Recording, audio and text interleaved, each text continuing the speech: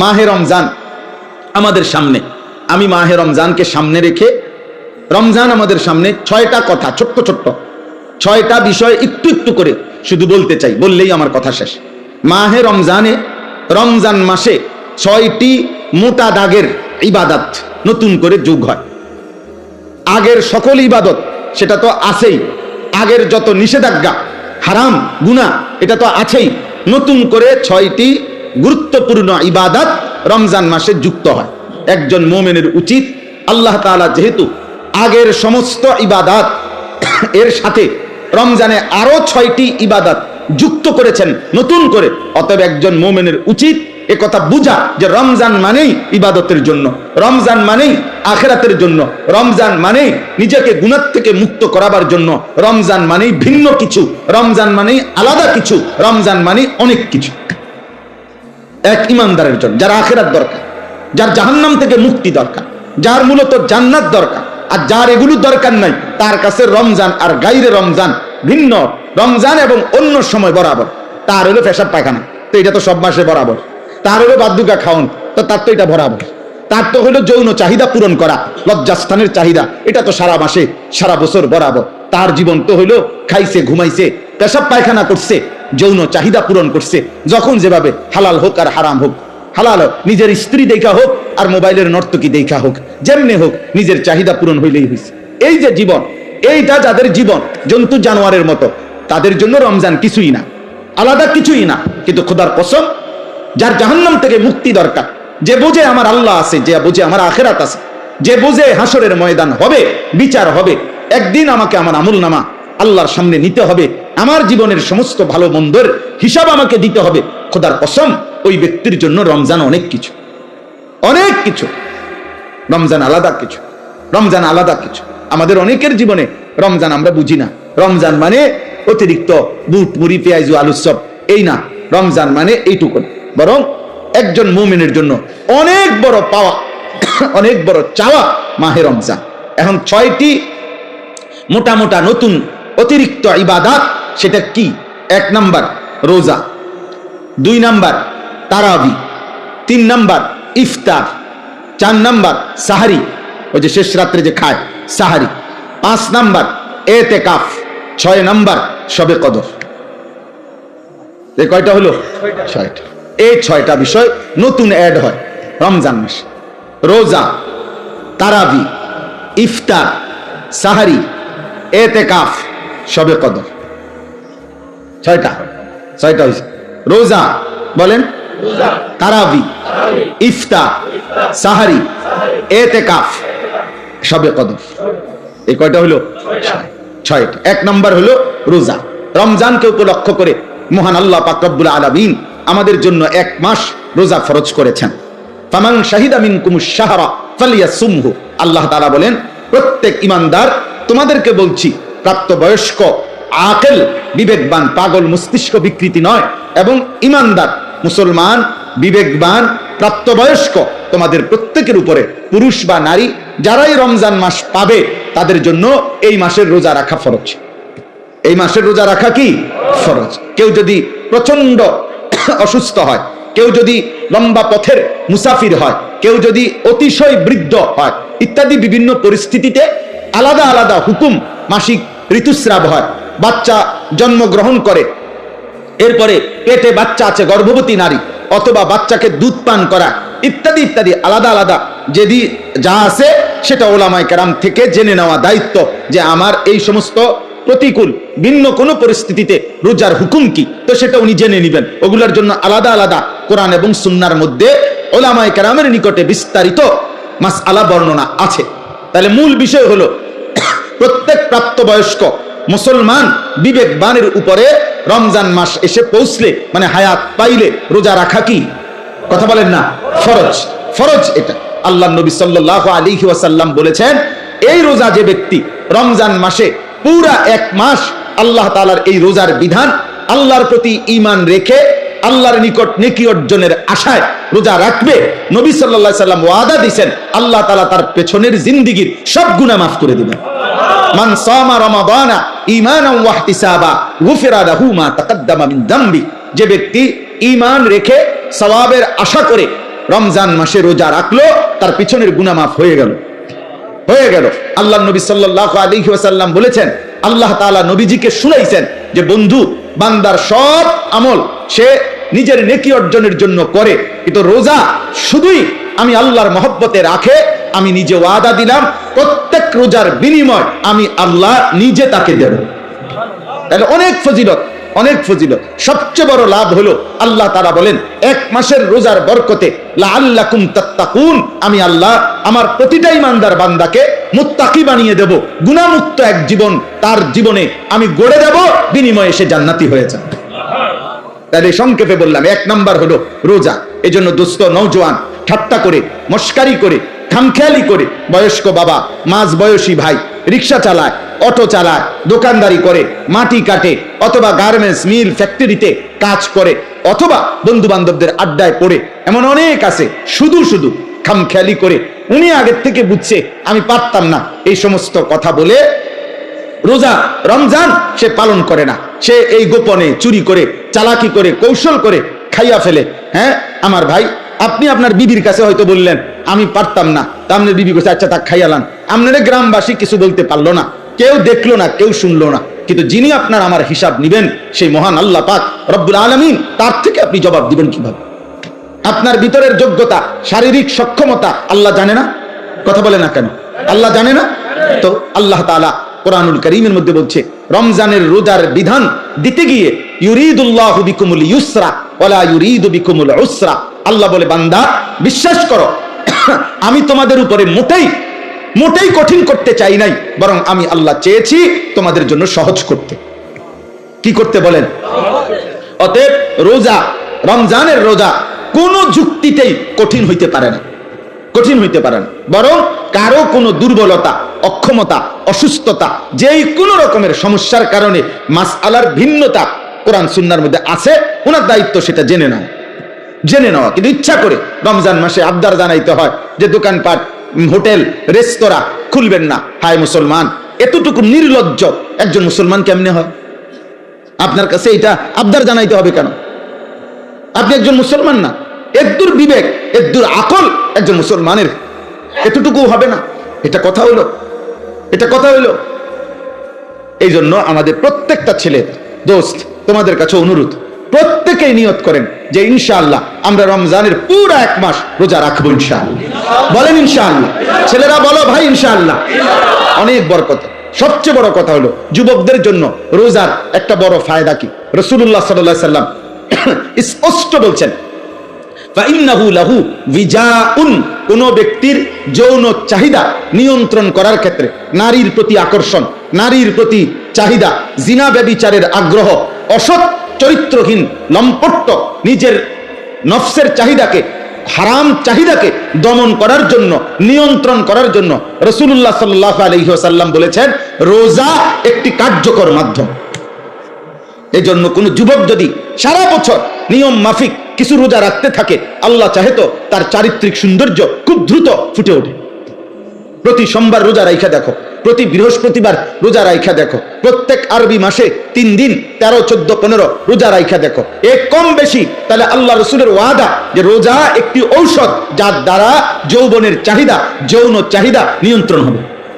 আর রাসূলুল্লাহ সাল্লাল্লাহু আলাইহি সাল্লামের কথা মিথ্যা হইতে পারে না, নবীজির কথা কি হইতে পারে না? মিথ্যা হইতে পারে না। এই জন্য যুবক ছেলেদের জন্য এটা ভীষণ জরুরি। তুমি চালাকি করে, ওরা পৃথিবীর কেউ বলতে পারে নাই, কেউ তোমারে সাহস করে নাই। তোমারে জিজ্ঞাসা করছে তোমার বাবা মা রোজা রাখতি না? রাখতাম না। আর কিল্লে রাখতাম না কইছি? আমি এত কথা দরকার কি? না, কারোই কোনো দরকার নাই, তোমারই দরকার তোমার আল্লাহর কাছে হিসাব দেওয়া। তোমার মতো মাতবর, এর চাইতে বড় মাতবর পৃথিবীর থেকে হারায় গেছে। আজরাইল তোমার আমার চাইতেও বড় ক্ষমতাধরদেরকে এই দুনিয়া থেকে ধাক্কা দিয়া কবরস্থানে ফেলাই দিছে। অতএব মাতবরির কিছু নাই, অহংকারীর কিচ্ছু নাই। কালকে পত্রিকা আসছে, খবরে দেখলাম যে ওই ভোট কেন্দ্রে দাঁড়ায় আছে, ভোট কেন্দ্রে দাঁড়ানো অবস্থায় একজনের মৃত্যু হয়েছে। তাইলে এক চিরন্তন বাস্তবতা, এক চিরন্তন সত্য এটা। অতএব রোজা আমাদের কোনোভাবেই রমজানের রোজা একজনের রোজা না, বরং একজন আরেকজনকে রোজা রাখতে আমরা উৎসাহিত করবো ইনশাআল্লাহ। সাল্লাল্লাহু আলাইহি ওয়াসাল্লাম বলছেন, আসসিয়ামু জুন্নাতুন, রোজা হচ্ছে গুনাহ থেকে বাঁচার ঢাল স্বরূপ ঢাল। যুদ্ধের ময়দানে তরবারির সাথে যেরকম ঢাল থাকে, যা দ্বারা শত্রুর তরবারির আক্রমণ থেকে বাঁচানো হয়, নিজেকে রক্ষা করে, রোজা মানুষকে নবীজি বলছে যাবতীয় গুনাহ থেকে বাঁচার ক্ষেত্রে ঢাল স্বরূপ। আল্লাহ তাআলা তৌফিক দান করেন। আসেন দ্বিতীয় নাম্বার, তারাবি। দ্বিতীয় নাম্বার কি? তারাবি। 5 ওয়াক্ত নামাজ রমজান মাসেও ফরজ। আর এখনো কথা বলে না, 5 ওয়াক্ত নামাজ সারা বছরই মুমিনের জন্য কি ফরজ। একটা কথা ছেলের আব্বা, তুমি খাও দাও ফুর্তি করো যাই করো কোনো অসুবিধা নাই, মনে রাখো, বাকি এতটুকু মনে রাখো, তোমার ভোটার আইডি কার্ড আর জন্ম নিবন্ধন সনদের হিসাবে না, বরং আল্লাহ রাসূল সাল্লাল্লাহু আলাইহি ওয়াসাল্লাম বলেছেন 5 ওয়াক্ত নামাজ যার জীবনে নাই, আল্লাহ নবী বলছে তার জীবনের মধ্যে ঈমানও নাই ইসলামও নাই। নবীজি সাল্লাল্লাহু আলাইহি সাল্লাম বলছেন, ফারকু মা বাইনানা ওয়া বাইনাল কুফরি আস-সালাহ, কোন ব্যক্তি ঈমানদার নাকি কাফের এটা পার্থক্য করার চিহ্ন আল্লাহর নবী বলেন নামাজ। অতএব নামাজবিহীন কোন নাফরমান যদি একেবারে 1 কোটি বারো চিৎকার দিয়া মাইকিং করেও সে বলে মুসলমান, আল্লাহ রাসূল বলছেন না, সে মুসলমান না।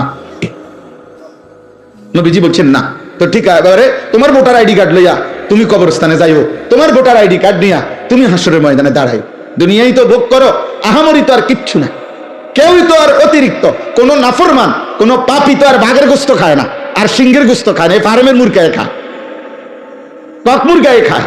তাহলে দুনিয়া কিছুই ভোগ করে না, কিচ্ছু না, কিচ্ছু না, শুধু শুধু নিজের জীবনটা নষ্ট করে। মোবাইলের নর্তকী তো কেউ ধরেও না, সইও না, এটা শুধু চাইয়া থাকে, তাহলে এটা তো নিজেই বোঝে এটা বেহুদা, এর জন্য আল্লাহর নাফরমানি করে, 1 ওয়াক্ত নামাজ পড়ে না। আহা আশ্চর্য এটা। আমি এই জন্য সবসময় ভাবি যে নামাজ যে পড়ে না ছেলেরা, বাবা তোমরাও মনে রাখ, এর চাইতে আহাম্মক বেওকুফ আর কেউ হইতে পারে। বোকা তুমি, একদম বোকা, একদম বেওকুফ। অথচ 5 ওয়াক্ত নামাজ পড়ে শতভাগ দুনিয়া ভোগ করা যায়, খানা খাদ্য পেশাব পায়খানা স্ত্রী সন্তান সংসার বালান বিল্ডিং বাড়ি ঘর সবকিছু দুনিয়া ভোগ করা যাচ্ছে নামাজ যারা পড়তেছে। তাহলে এখানে অসুবিধা কোথায়? এখানে অসুবিধাটা কি? কি লাভ নামাজ না পড়ে? কি ফায়দা? কি ফায়দা? অনেক ছেলে তোমাদের বেনামাজির চেহারা দেখলেই চিনা যায়, উস্কো খুস্কো চুল, এগুলো কোনোভাবে শালীন সুন্দর না। চেহারা আরো পাউডার দিল, চেহারার মধ্যে একটা বিভৎস নাপাক তার চেহারার মধ্যেই ভাসে। কারণ যে নামাজ পড়ে না সে পেশাব করে ঠিক মতো, সে পানি টয়লেট পেপার ঢিলা কুলুকো ব্যবহার করে না, কারণ তার তো নামাজ নাই। কাজে এই অপদার্থ, এই আহাম্মক, এই নিকৃষ্ট নিম্ন রুচির মানুষ, এটা মানুষের সমাজে চলাফেরার অনুপযুক্ত, জন্তু জানোয়ারের সাথে মানানসই, মানানসই, এটাই বাস্তবতা। এজন্য মূলত অপবিত্র মানুষ যে তার জীবনে নামাজ নাই, যার জীবনে নামাজ নাই তার সাথে কোনো পবিত্রতাও না। সে পবিত্র থাকবে কেন? সে তো নামাজই পড়ে না, ওই পবিত্রতা দিয়ে করবো কি? ও তো পবিত্রতার কোনো মর্যাদাই বোঝে না, তার তো নামাজই নাই। এই জন্য দোস্ত প্রথম কথা এটা, 5 ওয়াক্ত নামাজ, এটা ছাড়া মুসলমান হতেই পারে না। এটা একেবারে সহজ কথা। মান তারাকা সালাতাম মুতাআম্মিদান ফাকাদ কাফারা, নবীজি বলেন ইচ্ছা করে যে নামাজ ছেড়ে দিল সে কাফের হলো। একেবারে বিশুদ্ধ হাদিস, ফাকাদ কাফারা, সে কাফের হলো। নবীজি বলছেন, তুমি জিজ্ঞাসা করে দেখো, আল্লাহ রাসূল সাল্লাল্লাহু আলাইহি ওয়াসাল্লাম বলছেন, তো যিনি বলছেন সে কাফের হয়ে গেল, তো হেবড়ায় কয় হেবড়ারে সুপারিশ করবো জিলাপি দিয়া, হ্যাঁ করো, আমনে খান বইয়া বইয়া জিলাপি, আমনে বিরিয়ানি খান কারাকারি কইরা, হ্যাঁ দেখ অনেক বড় ক্রেডিট বেটা, 4টা লইছে, 4টা ফোটলা লইছে, ছি ছি ছি ছি। অথচ একটা বাচ্চা হয়তো তার এই 4টা লওয়ার কারণে বাচ্চাটা অজরে কাঁদছে, বাচ্চাটা হয়তো পায় নাই, তুই বেটা একটা বাচ্চার মুখের খাবার কেড়ে নিলি, আবার এটা ক্রেডিট হলো কি? তুই তো জালেম বেটা, এটা জালেম না? কথা বলে না, এটা এটা এটা ক্রেডিটের কিছু হইলো? এটা বড়াইয়ের কিছু হইলো না? এটা ক্রেডিট।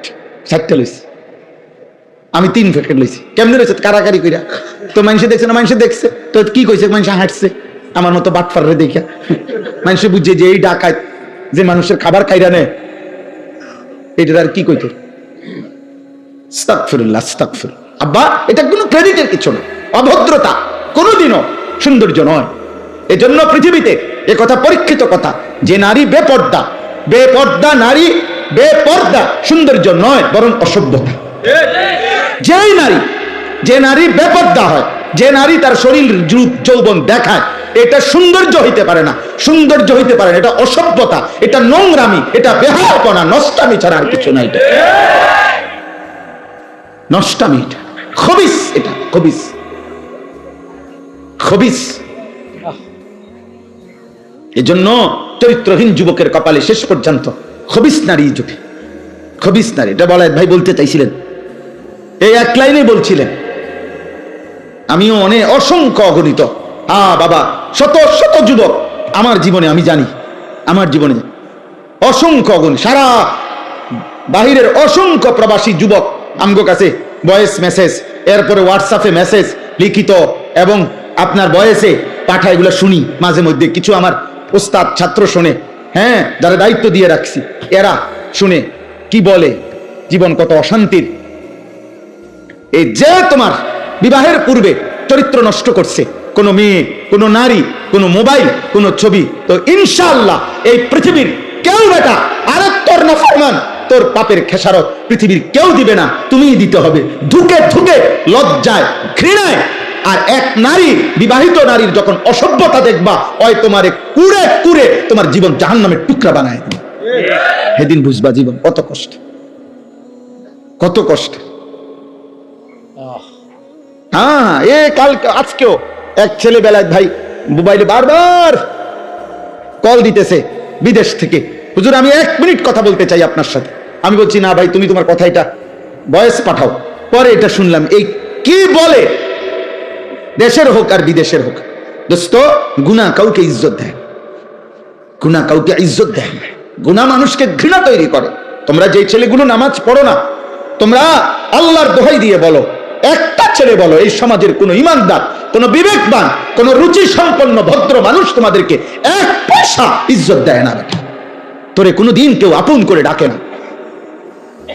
হ্যাঁ হ্যাঁ, তুমি চলো একজন নামাজি ব্যক্তির দিকে, একজন যুবক, হ্যাঁ স্কুলে পড়ে, এসএসসি, ইন্টারমিডিয়েট, ক্লাস 8-এ পড়ে, কিন্তু চেহারায় যার নামাজের চিহ্ন আছে, চেহারা সুরতে যার মধ্যে চরিত্রবানের নমুনা আছে, তারে পুরা স্কুল, পুরা মহল্লাবাসী তাকে আদর করে, তাকে ভালোবাসে, মানুষ তাকে চিনে, যে ছেলেটা দেখতেই ভালো মনে হয়, ছেলেটাকে দেখতেই নামাজি মনে হয়।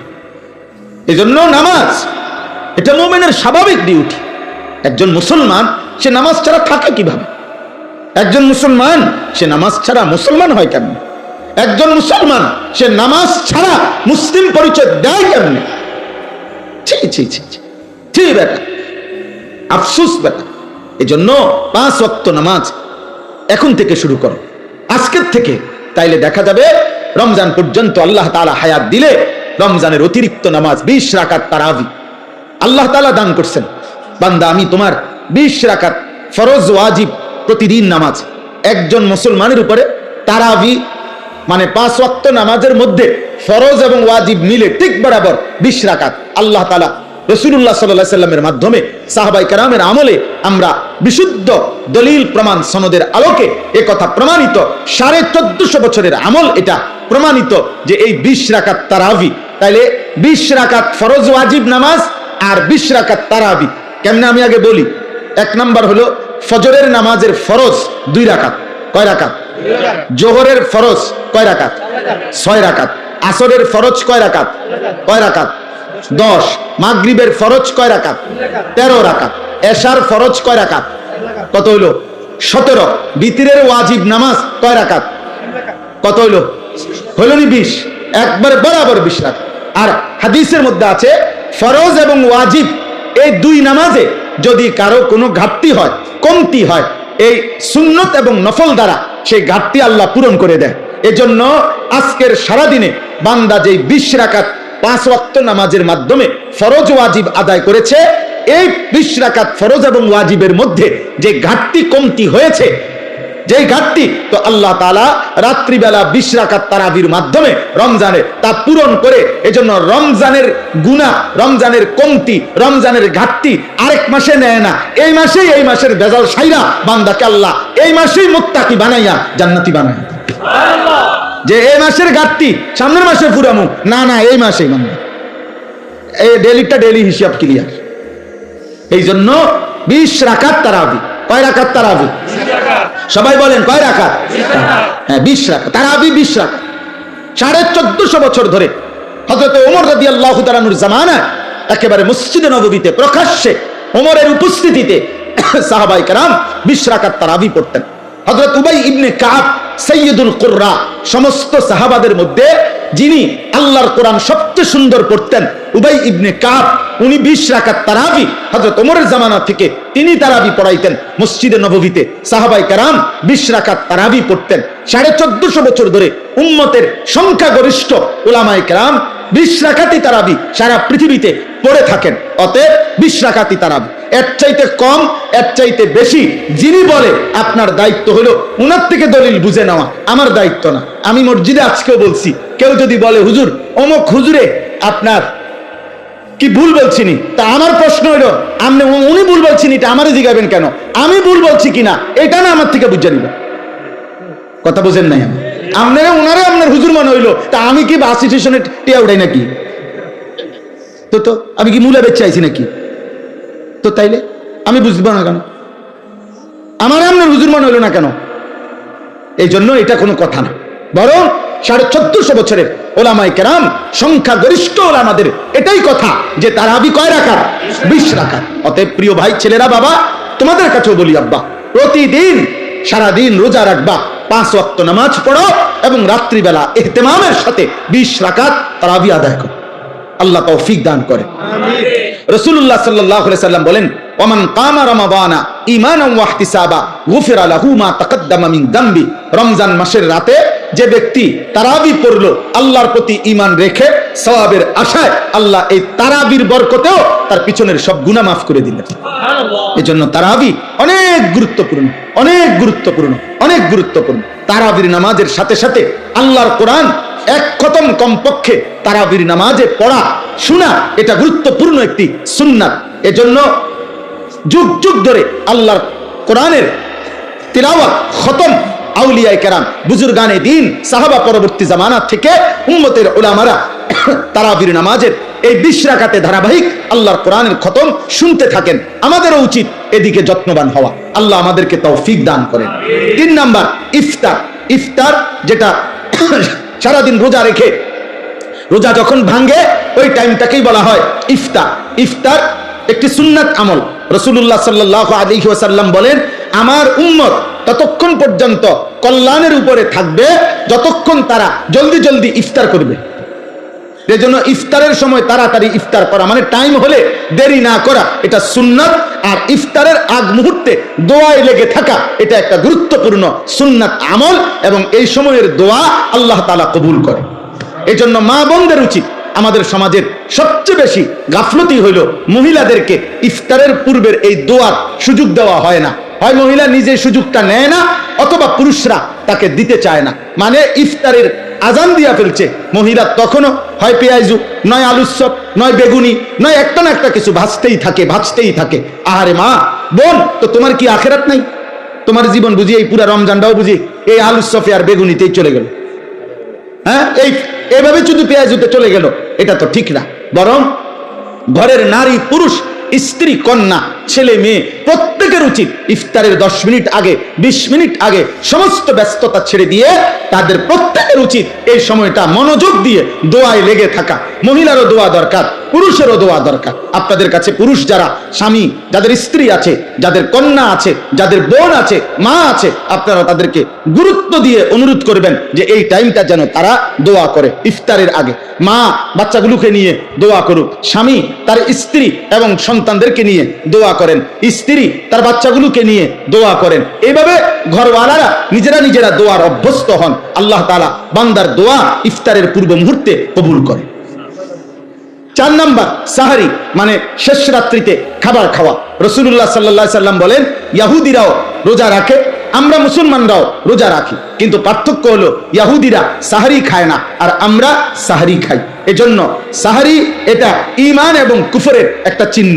মানে বেঈমানরা ইহুদিরা রোজা রেখে কিন্তু সাহারি খায় না, ঈমানদার মুসলমান রোজা রাখে সাহারি খায়। নবী সাল্লাল্লাহু আলাইহি সাল্লাম বলেন, তোমরা রোজা রমজানে সাহারি খেও, তাসাহহারু, সাহারি খাও। কেন? ফা ইন্না ফিস সাহুরে বারাকা, শুনে নাও যে নিশ্চয়ই সাহারির মধ্যে তোমাদের জন্য বরকত রয়েছে। তাহলে সাহারি শুধু খাবার না, সাহারি একটা ইবাদত। সাহারি একটা কি বলেন না? ইবাদত। ইফতার শুধু খাবার না, ইফতার একটা কি? ইবাদত। তাহলে কয়টা হলো? 4টা, রোজা, তারাবি, ইফতার, সাহারি। আর 5 নাম্বার হলো এতেকাফ। রমজান মাসের শেষ দশকে, শেষ 10 দিন আল্লাহর ঘর মসজিদে এতেকাফ করা। আল্লাহর নবী সাল্লাল্লাহু আলাইহি ওয়াসাল্লাম মদিনার মধ্যে মোট 10 বছর ছিলেন, 10ম বছর ইন্তেকাল করছেন। এজন্য পুরা বছর হিসাবে 9 বছর, আর 10 নাম্বার বছর ইন্তেকাল করেছেন। এজন্য নবী সাল্লাল্লাহু আলাইহি সাল্লাম মদিনার 9 বছরে কোন বছর রমজানের শেষ দশকে মৃত্যু পর্যন্ত তিনি এতেকাফ ছাড়েন নাই। আল্লাহর নবী সাল্লাল্লাহু আলাইহি সাল্লাম প্রত্যেক বছর রমজানের শেষ 10 দিন এতেকাফ করতেন। এর মধ্যে নবীজি সাল্লাল্লাহু আলাইহি সাল্লাম প্রথম বছর পুরা 1 মাস এতেকাফ, রমজান মাসের শেষ দশক এতেকাফ করা। রাসূলুল্লাহ সাল্লাল্লাহু আলাইহি সাল্লাম প্রথম বছর এতেকাফ করেছেন পুরা 1 মাস, পুরা রমজান। আর ইন্তেকাল করেছেন যেই বছর, ওই বছর এতেকাফ করেছেন 20 দিন। তাহলে কখনোই তিনি এতেকাফ ছাড়ে নাই, আর বরঞ্চ 1 বছর এতেকাফ করছে পুরা 1 মাস, আর শেষ বছর এতেকাফ করছে 20 দিন। তাহলে ছেড়ে দিছে কোন বছর? কোন বছর ছাড়েন নাই কখনো তিনি।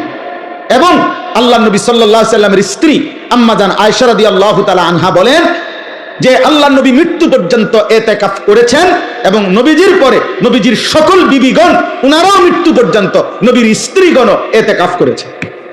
এতেকাফ নবীর বিবিগণও ছাড়েন নাই। তাহলে যেটা এত গুরুত্বপূর্ণ, আমাদের সমাজে এই ব্যাপারে প্রচন্ড পরিমাণ গাফলতি। নবীজি সাল্লাল্লাহু আলাইহি সাল্লামের ভালোবাসার দাবিদার অভাব নাই, কিন্তু আল্লাহর নবী কোনোদিন মৃত্যু পর্যন্ত এতেকাফ ছাড়ে নাই। আপনি আমি কোনোদিন করি নাই, তাহলে নবীর সামনে দাঁড়াবেন কেমনে? তিনি যদি বলে যে উম্মত আমি কোনোদিন ছাড়লাম, কোনোদিন করলা না, তো তুমি আমার লগে মহব্বতের কেমনে মিলল? এই জন্য একজন ইমানদার 2013 সালে আমার শায়েখ আল্লামা মুফতি মুশতাকুন নবী কাসেমি হুজুর আমারে বলছিলেন এই কথাইটা।